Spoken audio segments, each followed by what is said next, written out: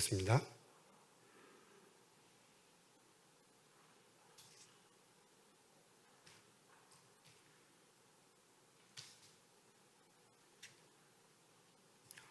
네, 이 시간 전할 말씀은 베다니에 살았던 마르다와 그 마리아의 이야기입니다. 먼저 내용의 이해를 돕기 위해서 본문의 장소와 인물들에 대해 잠깐 말씀을 드리고자 합니다. 오늘 본문 내용에 소개된 장소는 그 베다니라는 마을입니다. 베다니는 예루살렘 남동쪽으로부터 약 3km 지점에 위치해 있는 동네고요. 예수님께서 하늘로 승천하신 동네입니다. 어렸을 때 주일학교 선생님이 예수님께서 어디서 출생하셨냐고 물으시면 모두가 아는 것처럼 저도 베들레헴 마구간이라고 이렇게 자신 있게 답변을 했습니다. 그런데 이어지는 질문이 그럼 승천하는 장소는 어디야? 라고 물으셨을 때는 서로 얼굴만 쳐다본 그 기억이 있습니다. 그래서 그 이후로 예수님께서 출생하신 곳과 승천하신 곳을 단짝처럼 이렇게 외우면서 다녔는데 오늘 이 이야기의 배경이 되는 베다니가 바로 예수님께서 승천하신 곳입니다. 이거 누가복음 24장 50절과 51절을 보면 예수께서 제자들을 데리고 베다니 앞까지 나가사 손을 들어 저희에게 축복하시더니 축복하실 때에 그들을 떠나 하늘로 올려주셨다. 이렇게 나오고 있습니다. 이어서 오늘 이야기의 인물들을 좀 살펴보겠습니다. 이 본문에 나와 있지는 않지만 마르다와 마리아에게는 남자 형제가 한 명 더 있습니다. 요한복음 11장에 보면 우리가 잘 아는 예수님에 의해 살아난 나사로의 이야기가 나오는데 그 본문의 1절과 2절을 읽어보면은 이 나사로와 마르다 그리고 마리아는 한 가족임을 알 수 있습니다. 그중 이 마리아는 나사로가 죽었을 때 예수님 앞에서 마지막 날 부활 때에는 그가 다시 살아날 줄을 믿는다라고 고백한 사람이었고요. 또 이 마리아는 예수님의 발에 향유를 붓고 자신의 머리털로 발을 닦아드린 자매로서 이 모두가 믿음이 있는 사람들이었습니다. 하지만 지금 이 말씀드리는 나사로는 그 누가복음 16장에 나오는 부자와 거지 이야기에 나오는 그 나사로와는 다른 사람입니다. 당시 예수님께서는 제자들과 그 유다와 베레아 지역에서 영혼 구원을 위한 전도 여행 중이셨습니다. 길을 가시다가 예수님께서는 베다니 마을에 들어가셨는데 아마도 긴 여정으로 인해 조용한 시간을 잠시 가지시려고 하셨던 것 같습니다. 그런데 예수님과 일행들이 마을에 들어서니까 이 마르다라고 하는 한 여자가 예수님을 자기 집으로 영접했습니다. 아마도 이 내용상으로 볼 때 마르다는 예수님께 대접하는 모습이 처음은 아니었던 것 같습니다. 왜냐하면 이 문장을 쭉 읽어보면 마르다의 행동은 너무나도 익숙하고 자연스럽기 때문입니다. 그렇다고 하면 이 마르다도 대접은 여러 번 했을 것이고 그러면 이러한 마르다의 형편은 우리 식대로 표현하면은 좀 중산층 이상은 되지 않을까 생각을 해봅니다. 이렇게 들뜬 마음으로 예수님을 영접한 마르다는 준비하는 일이 참 많았습니다. 그리고 동생인 마리아는 본문상에는 주의 발치라고 표현되어 있는데 이 주의 발치는 발 곁에서라는 의미입니다. 오늘 마리아는 예수님의 발 곁에 앉아서 예수님의 제자들과 함께 말씀을 듣고 있었는데 그 말씀의 내용이 본문에 나와 있지는 않습니다. 어쨌든 마리아는 그 말씀을 열심히 듣고 있었습니다. 여기서 잠시 우리는 예수님의 성품을 볼 수 있습니다. 왜냐하면 당시 이스라엘도 옛날 우리나라처럼 여성들이 가르침을 받을 기회가 거의 없던 때였습니다. 그럼에도 마리아가 제자들과 함께 예수님의 곁에 앉아서 말씀을 듣는 것에 대해 예수님은 마리아에게 거리를 두려 하시거나 따로 앉으라고 말씀하지는 않으십니다. 오히려 친구처럼 다정하게 대하시고 그냥 내버려 두십니다. 이 모습을 볼 때 우리 예수님은 얼마나 마음이 따뜻하시고 사랑이 많으신 분인지를 잘 알 수 있습니다. 한편 40절을 보면은 마르다는 준비하는 일이 많았습니다. 하지만 그녀가 무엇을 하는지는 정확히 나와 있진 않습니다. 단지 우리 식대로 미루어 생각을 본다면 아마 예수님께서 자기 집으로 오셨기 때문에 집주인으로서 부지런히 음식을 만들어서 정성스럽게 대접하려는 그러한 상황은 아니었을까 추론해 봅니다. 그리고 한두 가지가 아니라 많은 종류의 음식을 준비했을 거라 생각이 듭니다. 이렇게 마르다는 음식을 계속 만들고 마리아는 예수님 곁에서 말씀을 듣고 있습니다. 처음에는 모두가 기쁨의 마음으로 순조롭게 출발이 된 것 같은데요. 점점 시간이 흘러가면서 이 두 자매 사이에 문제가 생기게 됩니다. 그 발단이 어딘가 보니까 바쁘게 일하고 있던 마리다한테서 자신을 도와주지 않는 동생 마리아를 향해 원망의 마음이 시작되고 있는 것입니다. 아마 마르다는 속으로 아니 얘가 정신이 있는 거야 없는 거야, 나는 지금 예수님께 대접하려고 이렇게 바쁜데 지는 안에서 지금 편하게 앉아 말씀만 듣고 있는 거야? 라고 말하면서 굉장히 서운하고 원망하는 마음을 드러내놓고 있습니다. 왜냐하면 지금 마르다의 마음은 음식을 빨리 만들어야 한다는 생각에 마음은 급하고 일은 많고 시간이 지날수록 몸은 지쳐가고 점점 감당이 안 되는 상황으로 바뀌어가고 있기 때문입니다. 동생이 옆에서 도와주면 서로가 대화를 해가면서 여러 가지 일들을 즐겁게 준비할 수 있을 텐데 지금 동생은 무엇을 합니까? 마르다의 시선으로 보니까 예수님 곁에 착 달라 앉아 붙어서 말씀만 듣고 있습니다. 아마도 마리아는 예수님의 말씀에 심취되었던 것으로 생각합니다. 왜 우리도 그렇잖아요. 말씀은 들으면 재밌고 유익하고 은혜가 되지 않습니까?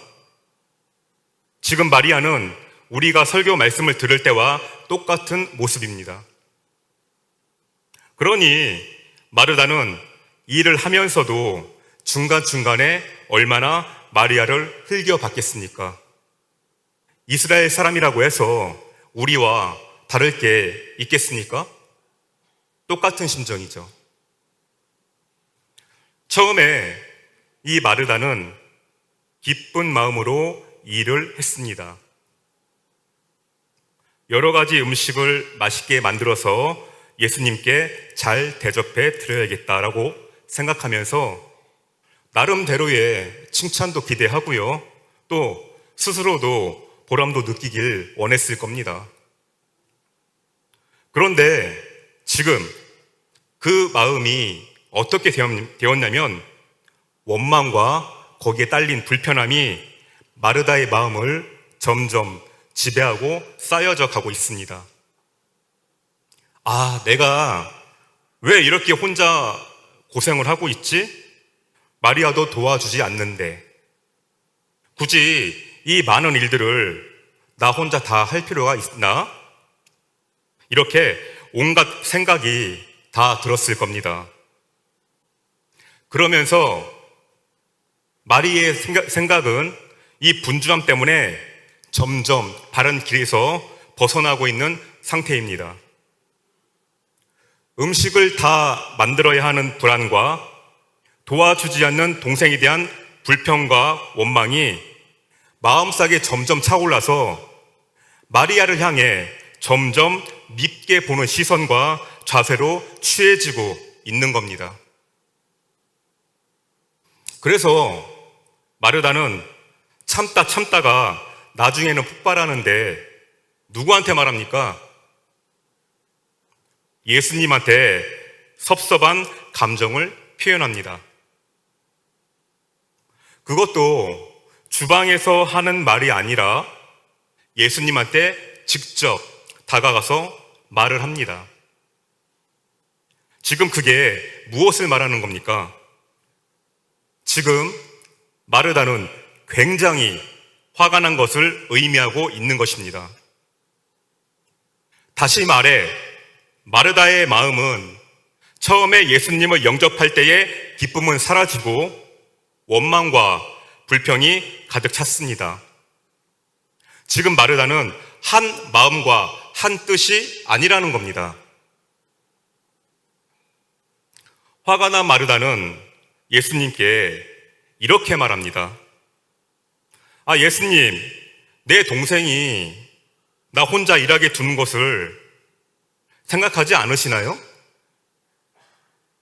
여기서 생각하지 않느냐, 이 말은 지금 바쁘게 음식을 준비하는 제 입장은 생각하지 않으시나요? 혹은 이러한 제가 걱정이 되지 않으십니까? 이러한 뜻인데, 우리가 본문을 그냥 읽었을 때에는 좀 부드럽게 인식은 되지만 원래는 굉장히 강하게 표현되는 문장입니다. 그러면서 예수님의 무관심해 보이는 태도에 더욱 격앙이 된 마르다는 계속해서 말합니다. 예수님, 동생한테 나를 도와주라고 말씀 좀 해주세요. 그러자 예수님은 마르다야, 마르다야 이름을 2번 부릅니다. 보통은 우리가 성경을 읽을 때 이런 부분을 부드럽게 표현을 많이 하는데, 저는 이 부분을 읽으면서 창세기에 모리아 산에서 자기 아들인 이삭을 바치려고 칼을 든 아브라함의 모습과 순간 그것을 막으시기 위해 다급하게 아브라함아, 아브라함아 부르시는 하나님을 생각했습니다. 왜냐하면 지금 예수님께서 보시기에 마르다의 모습은 너무나 위태롭고 불안해 보였습니다.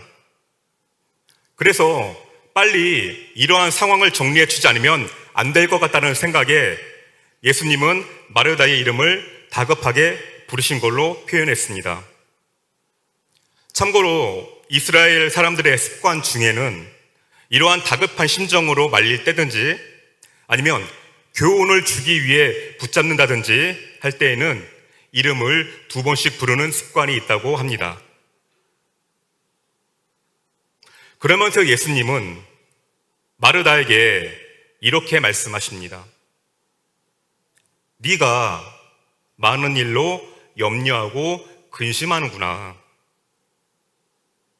지금 예수님께서 말씀하시는 많은 일은 어떠한 일이겠습니까? 아까 말씀드린 많은 종류의 음식을 준비하는 겁니다. 이 복잡하고 힘든 마르다의 마음을 예수님은 모양은 다르지만 같은 의미를 가지고 있는 염려와 근심이라는 단어로 거듭 말씀하시면서 그를 위로하셨습니다. 그러시면서 42절에 몇 가지만 하든지 혹은 한 가지만이라도 족하다라고 하시면서 마리아는 이 좋은 편을 택하였으니 빼앗기지 않을 것이다 라고 말씀하십니다. 오늘 마리아는 예수님을 영접한 후에 계속 어떤 일을 하고 있었습니까? 네, 예수님의 곁에서 말씀을 듣고 있었습니다. 여기에서 말씀을 듣다, 이 듣다라는 부분이 원어로 이 듣다라는 원어를 영어식으로 표현을 하면은 우리가 잘 아는 에코, 한글말로 메아리입니다.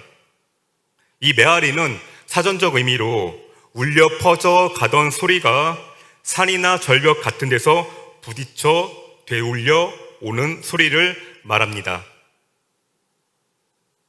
그래서 이 메아리를 오늘 말씀에서 교훈적인 차원으로 적용을 한다면 저는 청종한다는 표현을 하고 있습니다.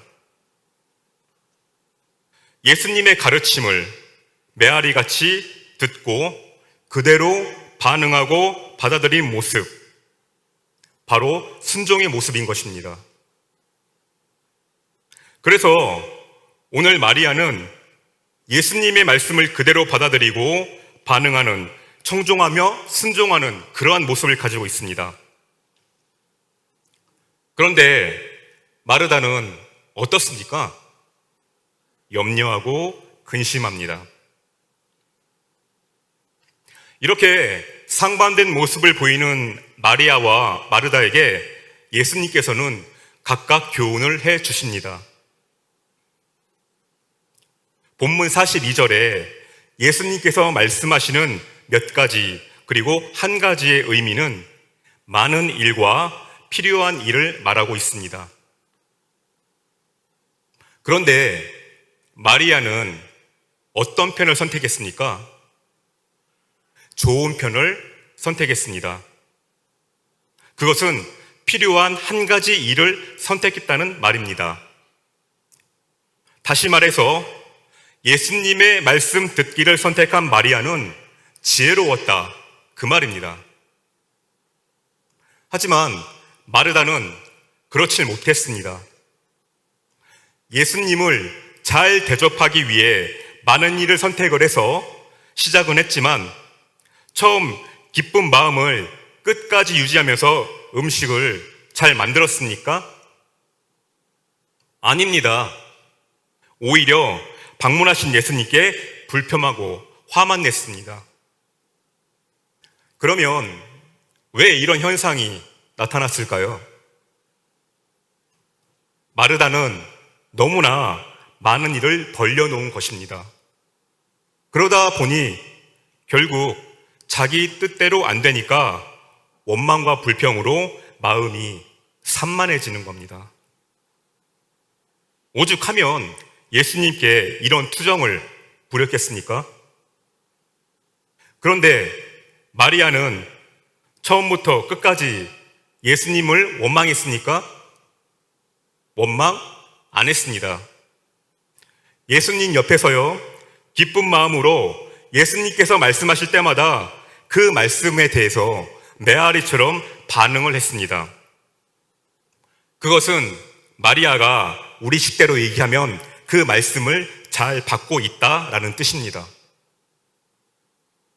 그래서 자기가 감당할 수 있는 필요한 한 가지 일을 했던 마리아는 그 마음이 산만해지지도 않았고요, 그 마음을 다른 데 빼앗기지도 않았고요, 여기서 누구를 원망하지도 않았고요, 오히려 주님의 말씀을 들으면서 감사의 마음으로 계속 경청할 수가 있었던 겁니다.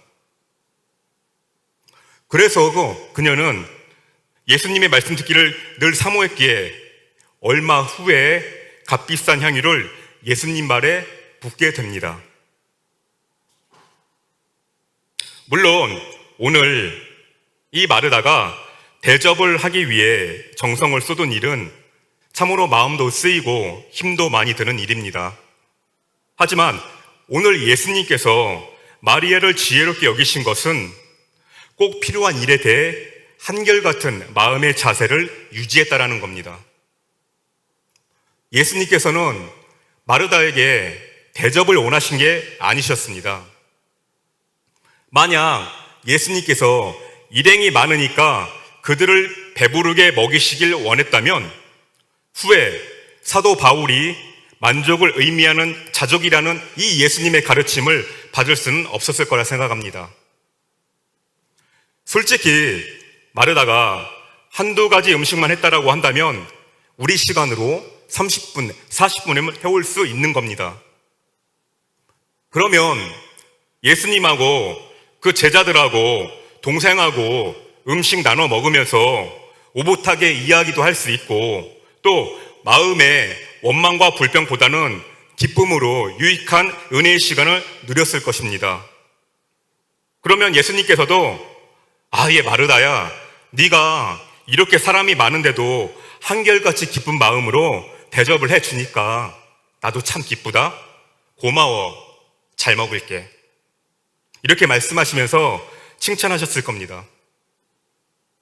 그런데 마르다는 많은 음식을 하려고 일을 벌려놓다 보니 나중에 감당이 안 되니까 원망과 불평이 그녀의 마음을 덮어버린 겁니다.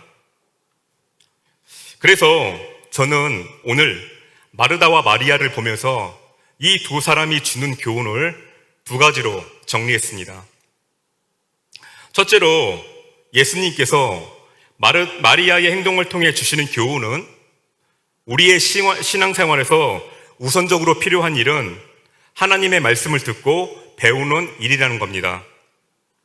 이 일이 중요한 이유는 사람들로 하여금 예수님을 믿고 구원에 이르게 하기 위해서입니다. 영혼 구원은요, 하나님의 뜻이며 예수님께서 이 세상에 오신 목적이자 하나님께서 말씀하시는 선한 일입니다. 또한 마리아는 그저 예수님의 말씀만 들은 것이 아닙니다. 예수님께서 마르다에게 마리아는 좋은 편을 택하였다고 말씀을 하셨는데요. 이 좋은 편이란 문구에서 이 편이란 단어는 골로새서 1장 12절에 나오는 성도의 기업인 천국과 동일한 의미로 사용된 단어입니다. 따라서 마리아는 예수님의 말씀을 천국으로 생각하고 소유한 흔들리지 않는 믿음의 깊이가 있는 사람이었고요. 보물을 하늘에 쌓아둔 신앙인입니다. 그래서 예수님은요, 그녀가 천국의 기업을 빼앗기지 아니하리라 표현하셨으며, 또한 이런 열심 있는 노력으로 하나님의 나라를 사모하는 자를 요한복음에서는 뭐라 하냐면 천국을 침노하는 자라고 표현하고 있습니다. 오늘 이야기를 통해 한 가지 당부를 드리는 것은요, 본문을 잘못 이해하면 말씀을 듣는 것 이외에 다른 일에 대해서는 덜 중요한 일이라 판단이 들어서 회피하는 태도를 취하는 경우가 생길까 싶어 말씀을 드립니다. 말씀을 듣는 것 이외에 다른 봉사가 중요하지 않다던가 못하다는 말이 절대 아닙니다. 모두가 귀한 사역입니다. 오늘 마르다에 대접하는 일로 말씀을 드린다면 성도된 우리가 서로에게나 혹은 복음을 전하는 전도자들에게 음식을 준비하고 대접하고 봉사하는 일에 대해 성경은 선한 일로 말하고 있고 또 적극적으로 장려하고 권장합니다. 그래서 로마서 12장에 그러잖아요. 성도들의 쓸 것을 공급하며 손 대접하기를 힘쓰라고요. 그러므로 교회를 위한 모든 수고는요, 크나 작으나 모두가 소중하고 하나님께서 기뻐하는 일이심을 꼭 기억하시길 바라겠습니다. 두 번째로 예수님께서 마르다를 통해 주시는 교훈은 지금 우리에게 맡겨진 일들에 대해 사명의식으로 감당해야 된다는 겁니다.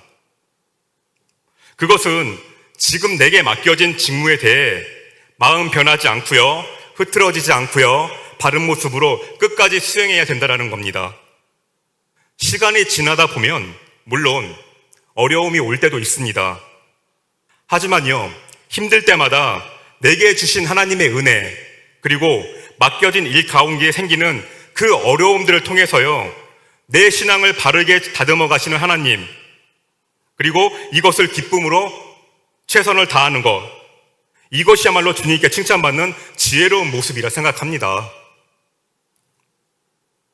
오늘 이렇게 마리아와 마리아 두 자매의 행동을 통해서 교훈을 살펴보았습니다.